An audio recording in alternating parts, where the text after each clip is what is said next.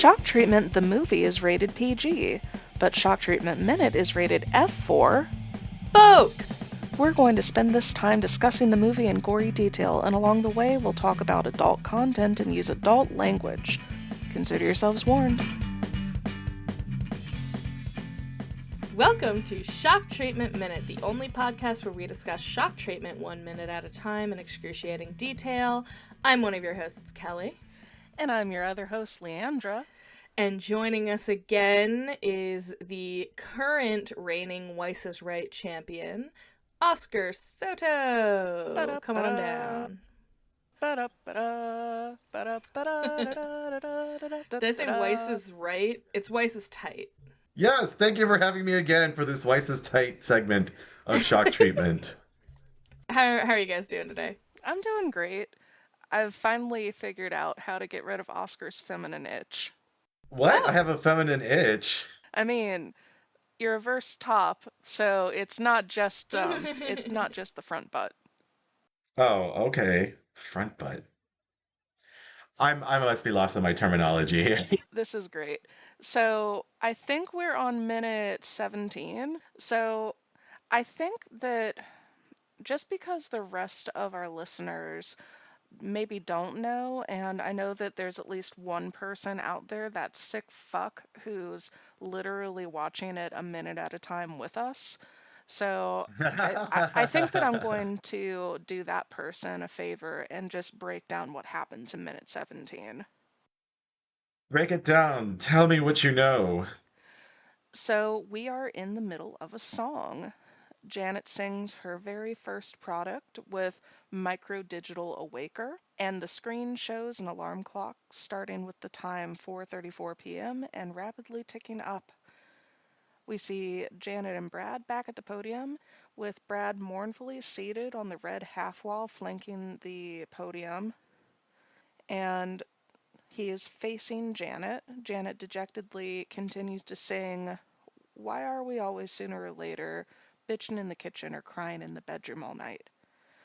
Bert bops behind Janet in time with the music and crosses behind Brad and off screen.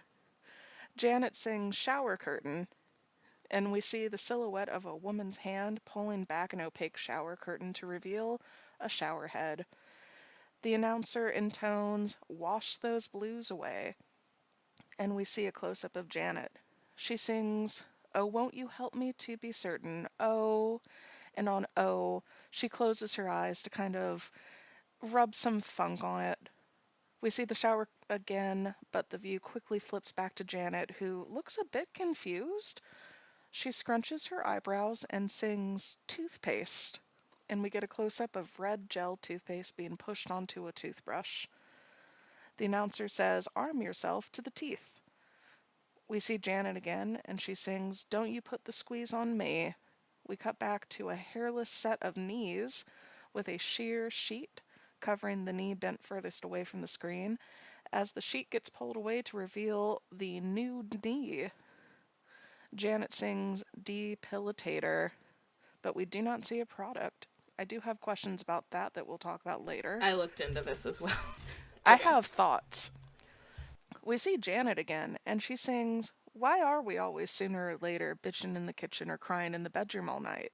And she turns her head toward stage right, and lights begin to flash behind her. We see a young male intern, tall and handsome, at least arguably. Allegedly. So, some would say that they beg to differ. Allegedly.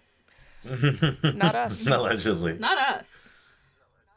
Well, I mean, I guess, I don't know if I'd call him tall. He seems like a normal Yeah, height that's man, a normal right? height. Well, I think we can all agree that he's a thin man with short cut light brown hair, and he's dressed like an orderly. He appears from the labyrinth from the rest home corridor. He's wearing dark green khakis, a white belt, a light green short-sleeved work shirt, and a lighter green bow tie. He has a pager on his belt, a name tag, and a pin light next to his breast pocket.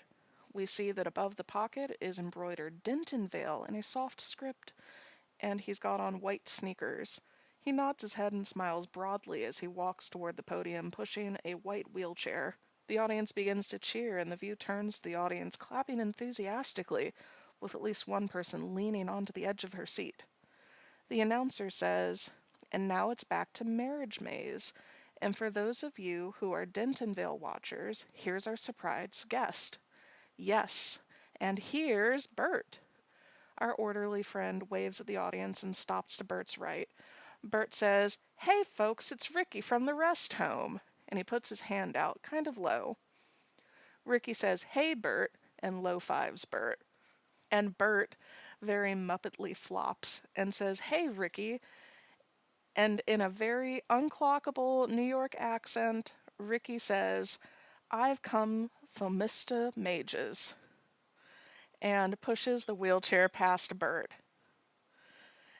We get a close up of Bert, and he says, "Brad will learn how to care in the surgical chair." And that's the end of the minute. Just wow. This minute may have actually marked the moment that I fell in love with this movie. I have a distinct memory of the first time I heard Micro Digital Awaker and being like, that's fucking amazing. That is so very much exactly what it is, but nobody on Earth would call it that. Ever in the history of the world would call it that.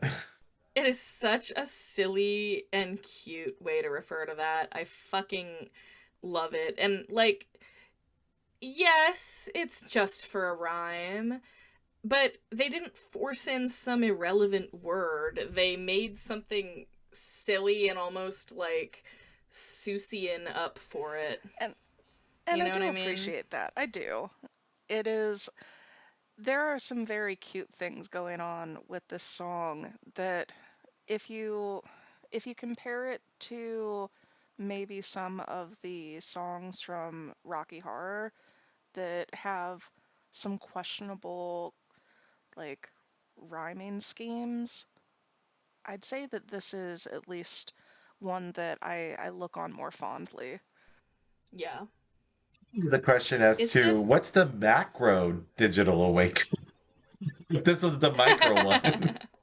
well, yeah, you can get like a large like grandfather clock sized digital awaker.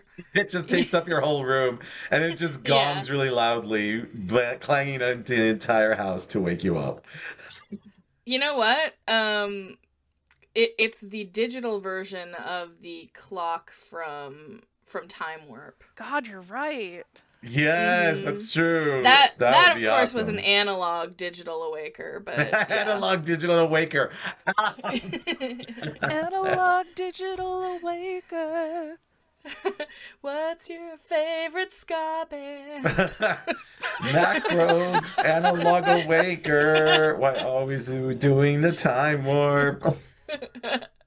Uh, That and while we're talking about words made up to fit the rhyme scheme for this song, yeah, you brought up the you brought up everyone's favorite depilitator, and that is not well. So a depilitator, not a thing. right.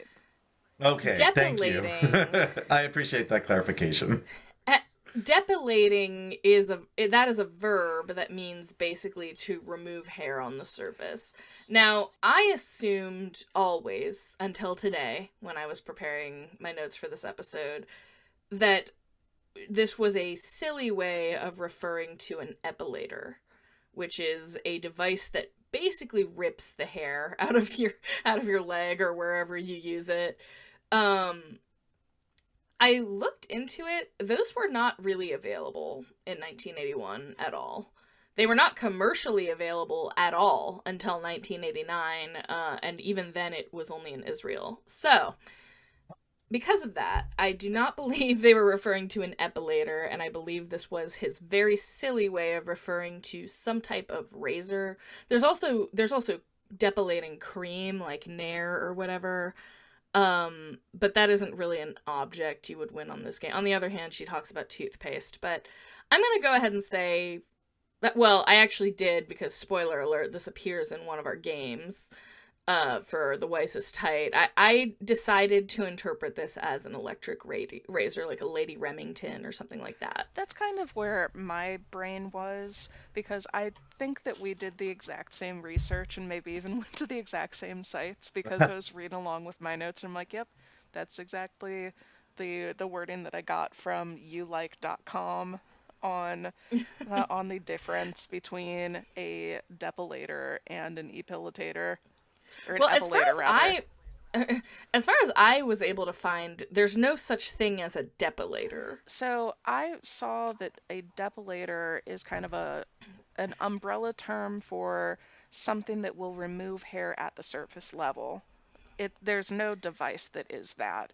It Yeah, yeah. So there's no object, and yeah, again, this would have been helpful if the product shot had actually shown the product in question at all. Or, oh my But god, what if, you know that little sheer sheet that comes off of the leg? Did you ever get one of those? It was like a sleeve, or like a, not a sleeve, like a little glove of what was essentially sandpaper that you could use to like rub the hair off of your skin. Wait, rub it off your skin? That one I'm not familiar with. Yeah. But maybe that little sheet was what was doing it. You know what? I don't think it is, but maybe. it's not impossible, I suppose. It's such a weird. The whole thing is so weird. And yeah, I checked the shooting script because they listed all the product shots in the shooting script, and they were not all necessarily exactly what we ended up getting on screen. Although a lot of them are just like, Insert product here. I know that the percolator, it literally just says percolator bubbles. But but anyway, when I looked up the shooting script for the this product shot, it said hand runs silk scarf down leg. So it's a silk scarf, I guess, not a depilating scarf. Oh, okay. Wow, but I And guess it didn't rhyme. also there was just no product ever meant to be shown here, I guess.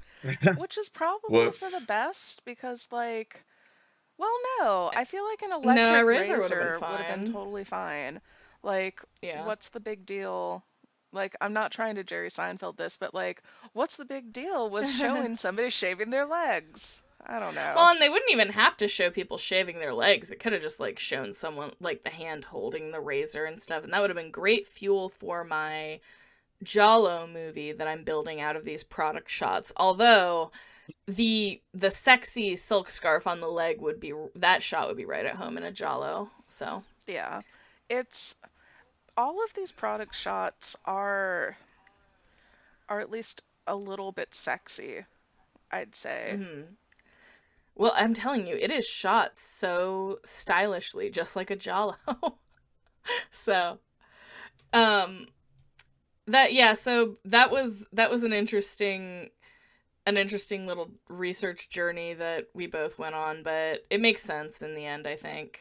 She mentioned the Jalo shots, and I'm just like, when I saw the way the shower curtain, I mean, the shower curtain was moved gently, but it felt to me like a little bit of a parody of Psycho in such a way, I you put know, that as too. opposed to the I violent said thrust of a hand pulling away the shower curtain. You had a gentle womanly touch pushing the shower curtain. I just put in my notes too that the shower curtain scene was giving Psycho. Ah, there you So that go. fits great. Somebody in this Jello is getting killed in the shower. I'll write a shock treatment inspired Jalo. It's gonna be great. Um, I like that this model, like me, only depilates below the knee. You can see a fine blonde hairs on her thighs, much like my thighs have. I've been doing it wrong this entire time. One of my favorite Golden Girls moments that's related to this is Blanche says that she's shaved her legs and she didn't even stop at the knee. And then Rose said, "Oh, I thought that you were only supposed to shave above the knee if you thought somebody was going to see." Then Blanche just gave kind of a look of, "Yes, I'm a whore.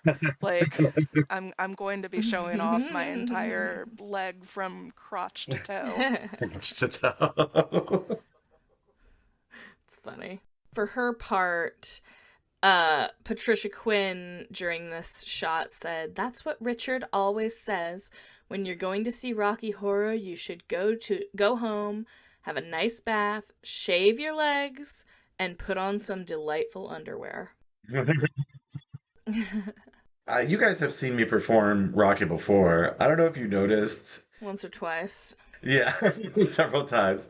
I don't know if you guys have ever seen me when I haven't been able to trim my legs, but I I have. have obscenely hairy knees. Specifically just the knees? I know that sounds bizarre, but it's true. Like the rest of my leg will be like a little bit of thin hair. Knees, it looks like I'm wearing hairy kneecaps. So I was very sad that that product wasn't real because I needed that for my knees. Well, so there are still products that can remove hair from your knees. But do they act like that product where it's just magically gone? Well, so I guess you thought the scarf was doing it? I mean, isn't that what the image is trying to portray? Is this an inaccurate depiction of this No. product? At least as far as we can, you would think so, but no, as far as we can tell, no. But as Leandra was saying, you can get like a glove that would rub it away. It sounds painful to me Yeah. though.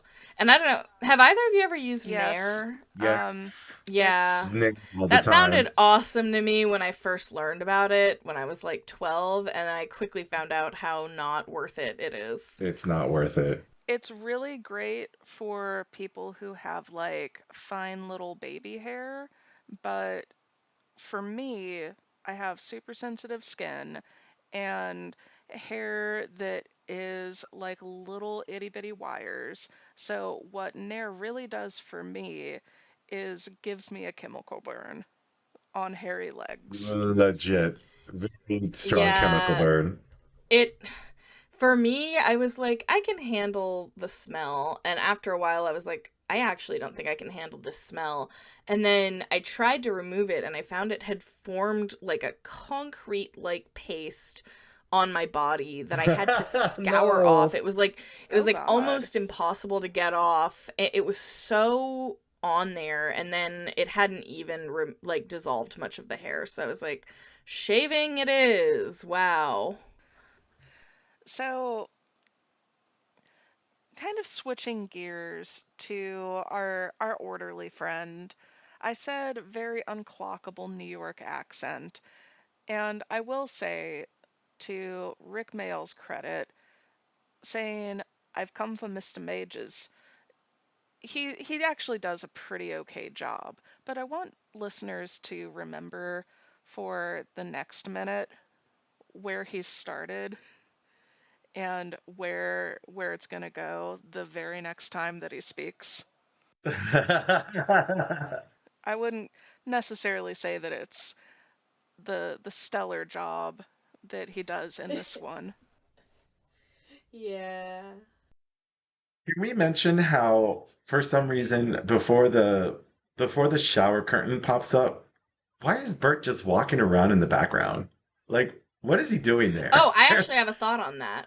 I think that is meant to mimic Dr. Scott in the floor show. Oh, Oh, that makes sense. really? That's my thought, at least, because it is the exact same motion. And remember, Bert originally was written as Dr. Scott and was replaced.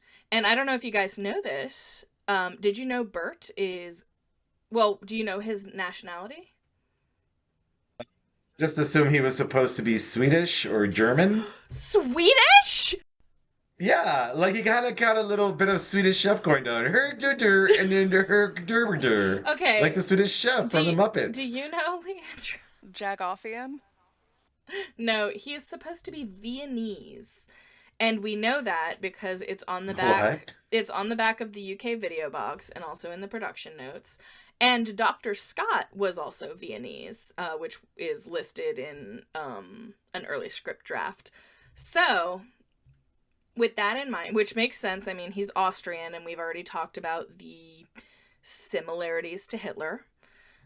So, you know, that's a thing, but so it's like the exact same trajectory and sort of the same type of thing as Dr. Scott in the floor show. Like, he's kind of going behind the action, doing his own thing, sort of deal. The cane even kind of mimics the kicking. So that's at least my personal opinion for what's going on there. In terms of what in universe is going on there, Bert is always, during this scene at least, is always just frolicking, like, and just Everywhere. dancing Frolicking around, everywhere.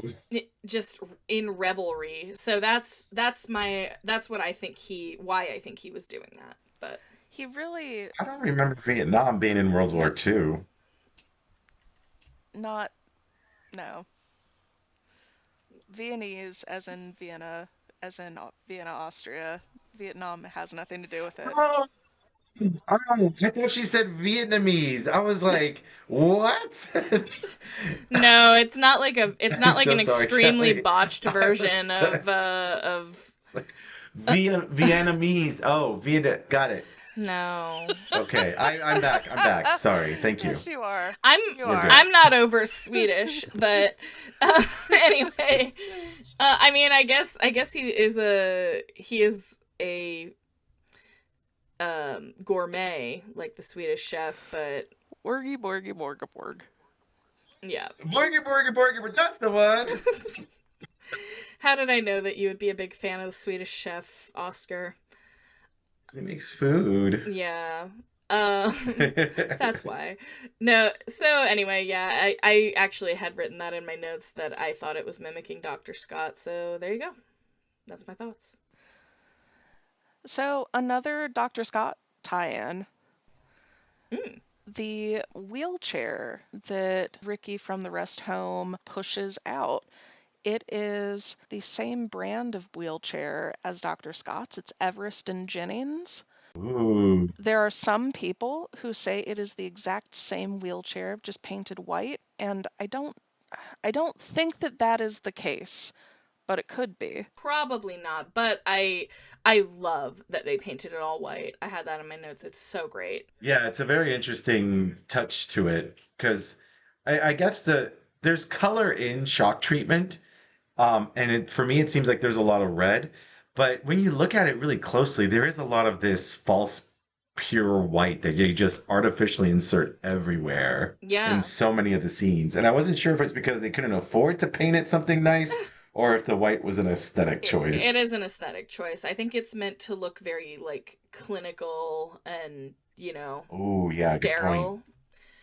And it, of course, it contrasts so beautifully with the bright colors that are used in a lot of the scenes and things like that. But yeah, the why do you think so? Why is he called Ricky from the rest home? I get that it's alliterative, but to me, rest home does not refer to like a psychiatric hospital. Am I off base there? So I mean, a rest home is a convalescent home for either the elderly or the frail, but I don't think of that as like mentally infirm. And certainly not the type of hospital that Dentonvale is. No. So yeah, I think I assume it was just for alliteration, but I just wanted to lampshade that a little bit. I wonder if maybe when they decided to also be like he was just they kind of treated him a little bit like a generic nurse. So they're like, there's nurses in rest homes. They can also work in psychiatric hospitals because they also are called nurses. Like that kind of like this is a nurse, that's a nurse. Even though I'm sure they would be trained a little differently, or maybe severely differently. I've known nurses who worked in both actually, like simultaneously. But yeah, I mean, it's a different type of job, but of course they both have to go to nursing school.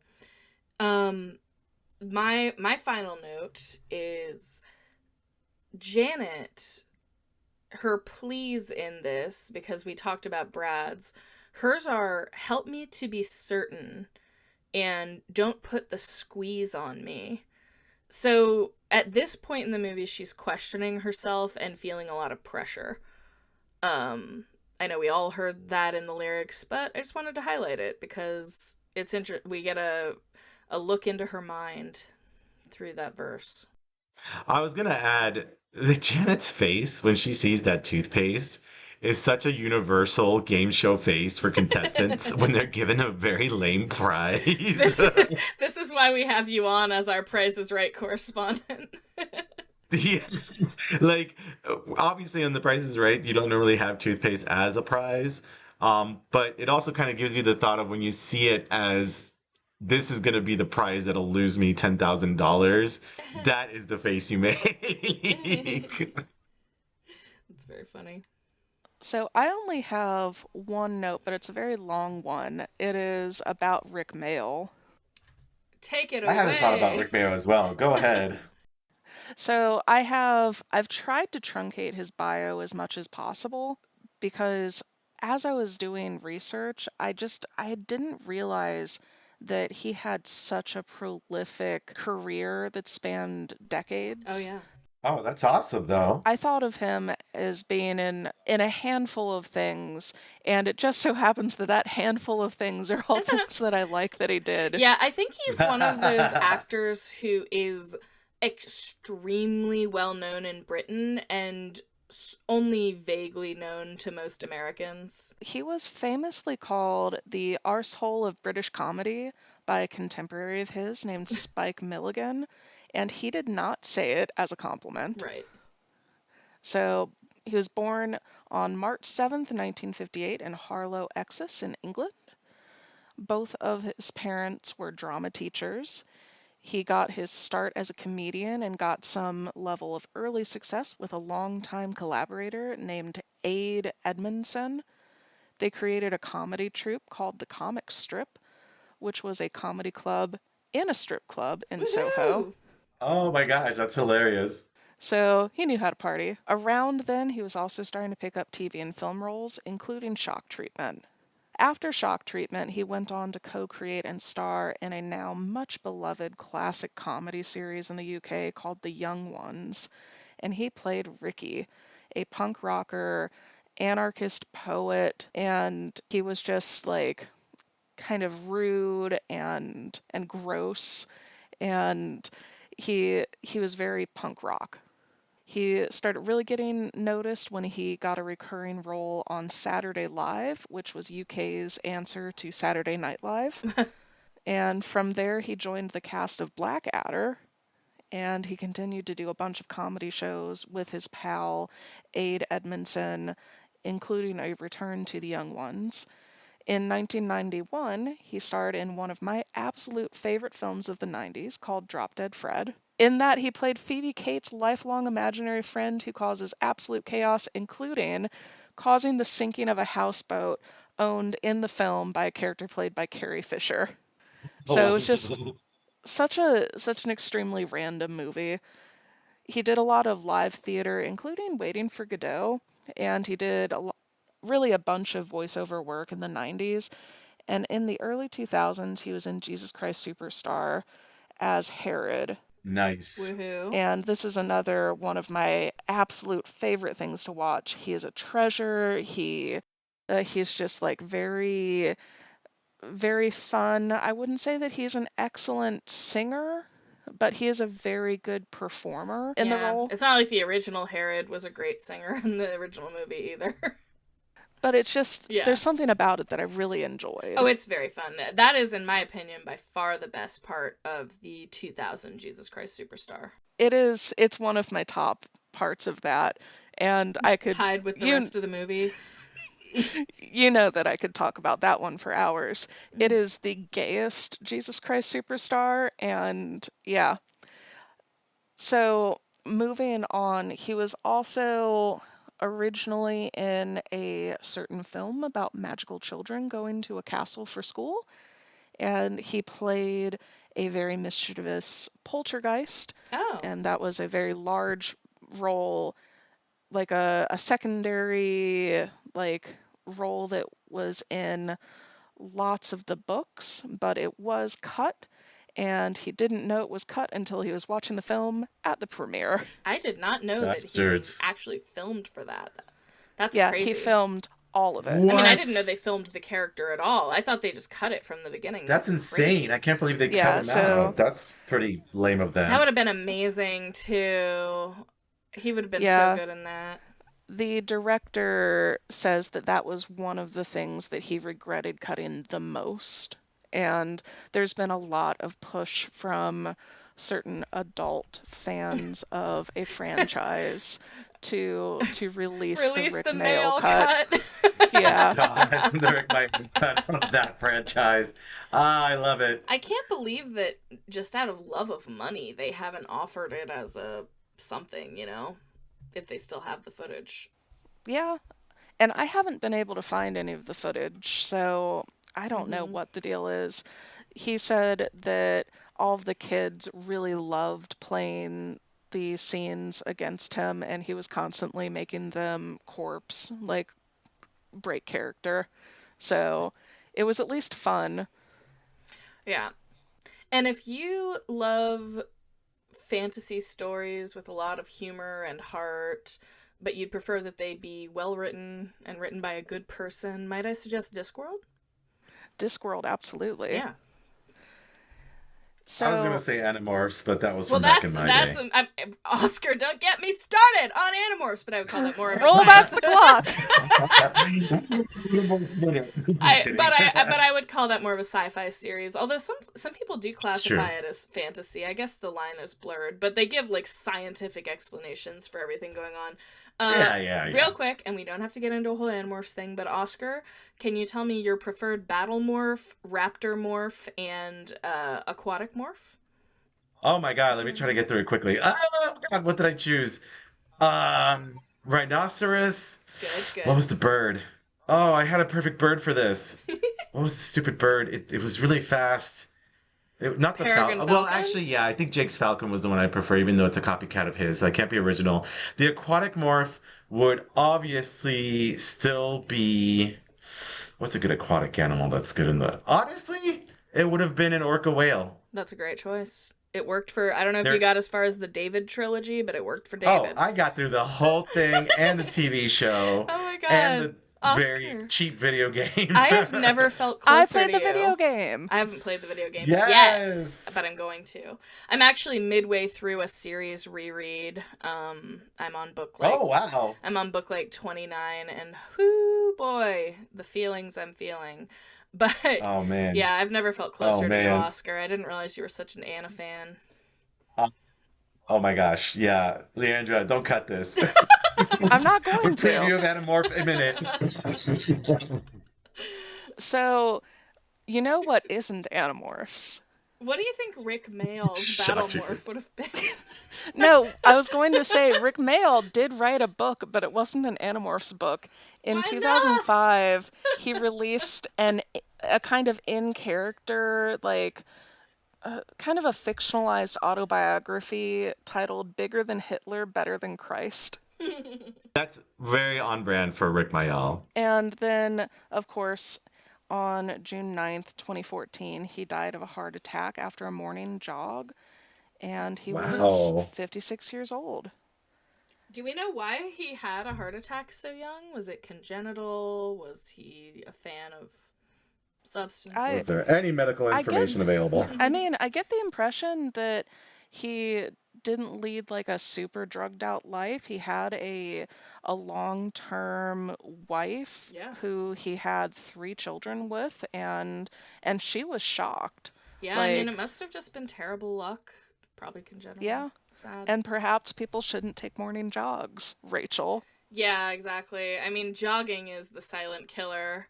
Yeah. But Rick Mayall does have an odd tie to Rocky. He played a bit role in An American Werewolf in London, which listeners may remember was a film that also included a heaping handful of audience members from I'm Going Home. I actually know another Rocky connection that he had. Oh, really? Yeah. He played Ricky from the Rest Home in the sequel, Shock Treatment. Oh my god. Oh my Yeah. god, really? Yeah. I That's know. You don't insane. say. Wow. I'm sorry, I'm a cunt. But You're but a cunt? but that is awesome. I was just about to watch An American Werewolf in London, so now I'll keep an eye out for him. Yeah, but those are all my notes. Oscar, did you have anything else? Yeah, I enjoy having Rick Mayall in the movie, and it was a fun little trivia tidbit when I realized he was Fred from Drop Dead Fred. Why are they adding all these characters, is my question, infrastructurally of this movie. Like, why wasn't Richard O'Brien's character the one pushing the wheelchair, or why wasn't Ralph pushing the wheelchair? So he could. It's like did the nurse really have to be separate from what Ralph's career was? So Like, I love the fact that Shock Treatment is kind of like the opposite of Rocky Horror, where I remember some Rocky Horror Show purists talk about how they love how the original show was just 9 people and that's it. There was no Transylvanians. I think so. Please correct me if I'm wrong, Leandra. Um, Or Kelly? but now, or Kelly, please correct me if I'm wrong, Leandra and Kelly. There was like no Transylvanians, but now here Richard O'Brien goes the opposite direction and creates this movie where it's just like tons of people. And I remember when we shadow cast it, we just had to get pulled from so many people and everybody had to play multiple parts at some point, unless it was like someone who was truly in the movie from beginning to end. Am I just being a spoil sport? Like, am I just be coming um from a shadow cast perspective of just like, oh my God, this is so hard to do because it requires so many people? Like, well, what was with it? Maybe it was a situation where because they were stuck in an indoor location, their way of making it look like a grand movie was having lots of characters. Like, are we gonna find out this out in future minutes? Give me a preview, y'all. well, okay. So I think your first mistake is thinking that they created this movie with the thought of how easy it would be to shadowcast. Because Oh, shadowcasting well, that's a fair existed point. at the time, but I don't think they had any thoughts of shock treatment getting shadowcasted, really. And then the other thing is, it's not really that many characters for a movie. You might feel like it's more than Rocky because Rocky began as a stage show and that typically Oh, that's a is a good point. smaller cast, but there are quite a few Transylvanians, especially like there are like spare ones in the background too and stuff. But in terms of why it's not, I can't answer all of these questions because, and I don't, Leandra, I don't think he was like well known from what you were saying in your bio. It doesn't sound like he was well known enough that like the draw was having Rick Mayall as a fun little thing for No. audiences. Yeah. So my thinking is I can't answer all your questions, but in terms of why it was not Cosmo pushing the wheelchair, I think that the visual reveal of Cosmo and Nation and their kind of constantly being together and stuff, I think that they put a lot of thought into like the first moment you would see it was Richard O'Brien and Patricia Quinn. So I don't Yeah. think they would have wanted to kind of roll them out with very little fanfare here, you know? Yeah. Especially because oh gosh. Like Little Nell's character, could have also Mm-hmm. pushed it. Maybe she could have been the orderly from the Now, elderly home. Nurse Ansalong would have made a ton of sense for that. And again, it might have just been for the reveal when she comes out of the back. Another possible reason is that he exists mainly to be a counterpart for her because a lot of them are in pairs in a couple of key Yes. songs and he is her partner for those pairs. Yeah, I was thinking about that for later on in the movie. Mhm. I mean, I guess that's probably the best explanation. It didn't start off as a theater show, so they were like, we can just have as many people in this movie as we want. Yeah, more or less. We're not spending budget on a we're not We're not spending spending budget on budget on being locations outside, or anything. but we're Yeah, spending a so budget on people. Because people are cheaper. All right, so Oscar, Yes. do you have any callbacks? No, I actually don't know what the callbacks are for this particular section. Um, nope, no callbacks. Educate me, please. Kelly, what about you? I have so many callbacks. Not. That's so funny. That never gets old. The callbacks that I was able to find, we start with micro digital awaker. You shout, looks like a clock to me. And then for bitching in the kitchen or crying in the bedroom all night, we can continue to say the bitch in the kitchen or fucking in the bedroom all night, etc. We went over that last minute. But at the end of this, you shout, it's a Stevie Wonder cameo. And that's when Bert bops around across the set and smiles. And then when we see the shower curtain, you make the knife stabbing, the re. Of course, just like Psycho. Exactly. And if you are selling prop bags to this, which sure, why not?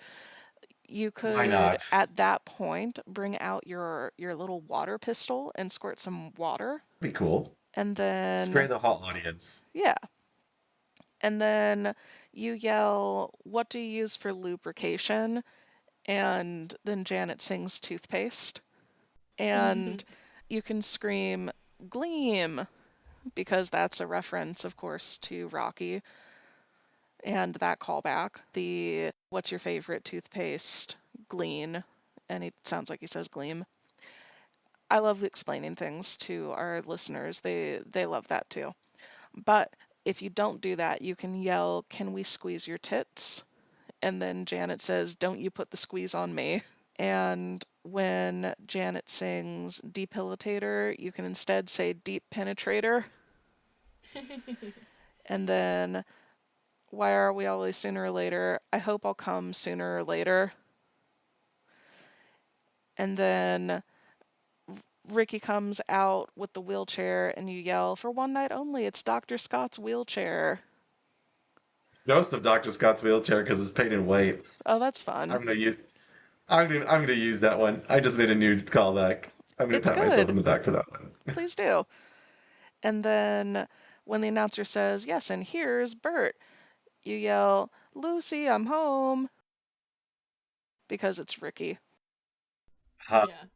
And then, "Hey folks, it's Ricky from the restroom instead of rest home." And then when Bert has his hand out, you shout, "My hand is dirty." And then they slap each other's hands.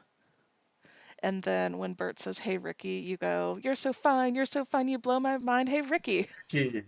Hey, Ricky. Although I misspoke, it's actually, you're so fine, and I'm so blind, hey Ricky. But it's not one that I've heard said before. It's just a very clever one that That I've is seen funny. on the internet. And then, "I've come for Mr. Majors." You have so many options here. You can say, "Everyone comes for Mr. Majors." "Here, let me get you a Kleenex." "But will Mr. Majors come for you?" Or if you want to ignore the cum joke, you can say, "We can make him better, stronger, faster." And then when Bert says, "Brad will learn how to care in a surgical chair," you can shout one of two things. Okay. The first one is, "We're writing a new sequel," which is fine, but the fun one was, "And learn how to fuck in an ambulance truck." That's cute. So fucking stupid. I love it so much. But those are all of my callbacks, which means, Oscar, I do have a quick question for you. Wait, no. I was about to make a comment. Go ahead, Kelly. Leandra, you're forgetting something. Oh my god, you're right! It's time to come on down for the Ah, Weiss is tight. Da-da-da, Terry about da-da-da. stuff. Okay, I guess they're coming on down for the Weiss's time. Yeah, but it'll be this is so spoiler alert. We're well, it's not really a spoiler. Today we're going to be playing a game called Grocery Game. Oh no! Actually, oh yes, I won that one. I actually think this is different from the one they call grocery game is not the one where you like pin the prices on them. I forget what they call that one, but so I'll tell you how this game is played. You're going to have 5 grocery items assigned to you, and these are all going to be items that I scoured that image of the fridge for. It was very, very difficult to identify specific products, but I did my very, very best to match them up to at least likely candidates. So you'll be given 5 grocery items. And again, Oscar will be going first. If he fails, it will pass to Leandra. And Oh my goodness, the pressure. I know.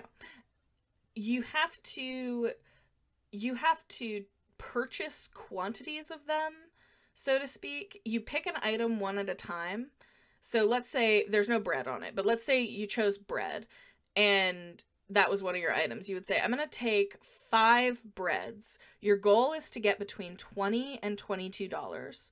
So you can't go over 22, but you need to get somewhere up to 20 without exhausting all 5 of your items. Does that make sense? It's kind of like blackjack.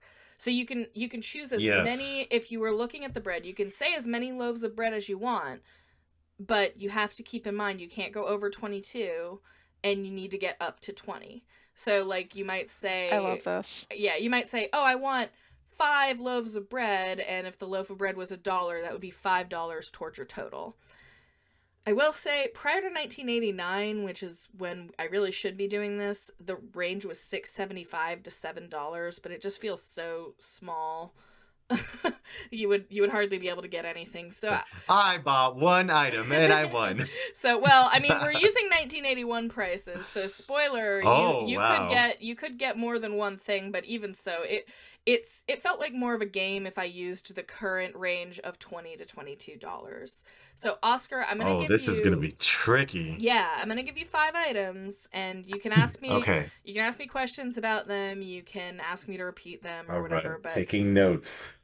the first item, and I'm gonna try and list these in like order of most certainty. So the first item we cannot deny is in there is a half gallon of milk, because we definitely Got see the it. dairy there in a carton. The second Okay. one is a glass, probably a 2-liter bottle of 7 Up. Then it gets a little more confusing, but I believe that I see a bottle of, honestly, what I am almost certain it is HP sauce. That is a brown tangy sauce similar to Worcestershire. I decided to price this as Worcestershire because I was using Denton, Texas prices for 1981, and I decided to price this as Worcestershire because HP sauce is a British thing, and that is probably why it's in the movie, but it would have been very expensive in Texas, and it's basically Worcestershire sauce. So, a bottle of Worcestershire sauce is your third item. Next, English muffins. I'm pretty sure you can see on the top rack. A pack of 6 English muffins. And then your final item is a really interesting one. This is, I think it's in there. It is a very common condiment.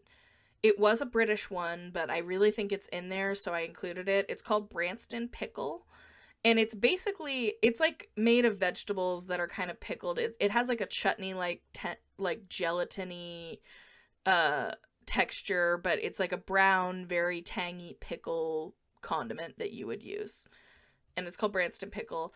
This, just so you know, Oscar, if you got it in Denton, Texas, it would have been imported from Britain, so this would have been a pricier item. And once again, I'm giving you the option if you want. You can play with the 2025 numbers instead of the 1981 numbers. It's your choice. Oh gosh, I forgot how difficult this game is. All right, let's try. Okay, I will stick with. I'm gonna challenge myself with 1980s pricing, Okay. and I'm gonna go with. Um, I'm gonna go with 7 half gallons of milk. Okay. So the half gallons of milk were priced at $1.10 approximately. Okay. So that is Okay. Damn. 7.70 so far. Um. Damn. What? No, that's Ugh. you've got four more items, Oscar. You're doing fine.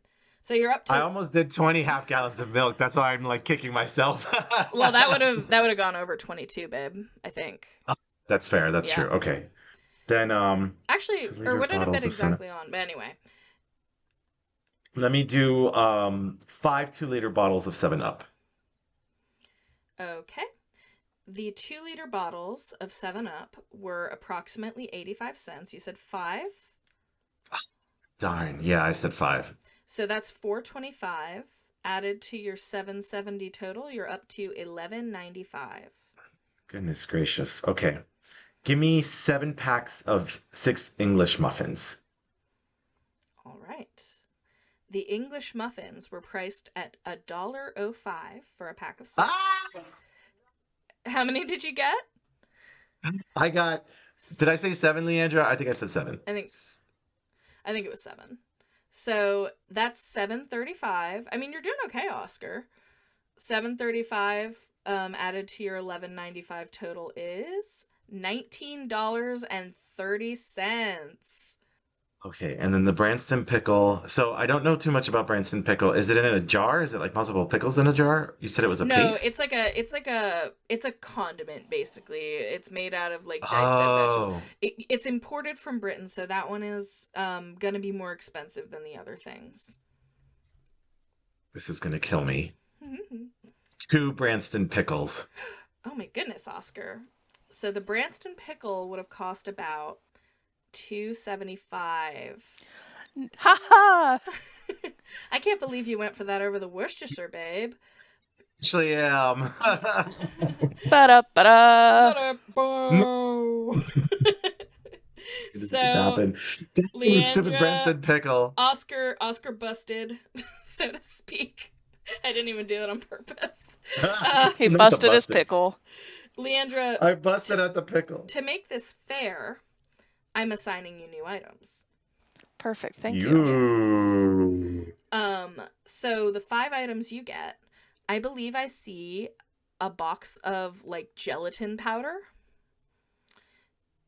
a Betty Crocker pie crust box, a jar of normal pickles, a bottle of cocktail sauce, and a jar of powdered coffee creamer. Some of these items would not typically be kept in a fridge, but it's a movie. So they are. So, just to confirm, you said box of gelatin powder, Mm-hmm. Betty Crocker pie crust, a box mix of it? Yeah. Well, no, I think like pie crusts that you can buy. I Okay, think. gotcha. I see a pie on the box and I'm guessing that's what it is. Okay, but probably not a frozen, like, apple pie. That's not how Like, it has been interpreted for this game, at least. okay, cool. I A don't think that jar. was super common at the time. I think it was more common to buy like regular pie crusts. I think you're probably right. A jar of pickles. How big is the jar? Just like an average sized jar of pickles. Are they full pickles or slices? So I'm gonna be honest. I think I priced it for like normal full dill pickles. Okay, cool, cool, cool. Cocktail sauce and powdered coffee creamer. The only containers of powdered coffee creamer that I can think of are like slightly smaller than like a half gallon of milk. Like roughly how big is this container? It's like a glass jar. It used to be sold in glass jars, and I would say it's like about the width, like about the circumference of a can of soda, but a bit taller. Okay. Yeah. So I will go ahead and start with the powdered coffee creamer, Okay. and I'm going to say 5 powdered coffee creamer. All right. The powdered coffee creamer would have cost something around $1.35 per jar. So you're up to $6.75. All right. Oh my Let's goodness. let's go with the jar of pickles. I'm going to say 10 jars of pickles. Woo! Okay, well, the jars of pickles would have been about $1.10. So that, of course, is $11, making your total now $17.75. All right. I'm going to go with 1 jar of cocktail sauce. It's a bottle, but the Bottle. cocktail sauce was $1.60. So that makes your total now $19.35. My goodness. All Oh my right. goodness. I will get 1 box of Betty Crocker pie crust. Okay. That's $1. Leandra, you did it! I did No! it! $20.35. Hooray! Straight losses. I And know. just confirming, the box of gelatin powder, that's going to be like 60 cents or something like that, right? 86 All approximate. right. That 86 cents because it appears to be a like really big box. 60 would have been more, but I priced for like a family size box. That makes sense. For extra credit, do you want to guess how much a bottle of Worcestershire sauce would have cost? A bottle of Worcestershire sauce, I'm going to assume was $1.36. Holy shit, Leandra. It was Yeah? $1.35. Oh my god! So technically, by Price is Right rules, you lose. Yeah, that was close. You went over. You went over. But still, that Meh. was amazing. But no, that's actually pretty. You're actually weirdly. You need to go on the Price is Right. Fuck Oscar. No, I need to go on supermarket Me. sweep. Well, that too. Fuck But my I mean, drag. you were good at the other Price is Right games They- too. They already stopped the revival of Supermarket Sweep. They only did it for one season. No, Oscar, I know. no. But Oscar, I do. Leandra, What about Yeah. Guy Fieri's grocery bash or whatever that was called? It's not valid. Okay. All right. So Oscar, Leandra. does this bird belong to you? There we go.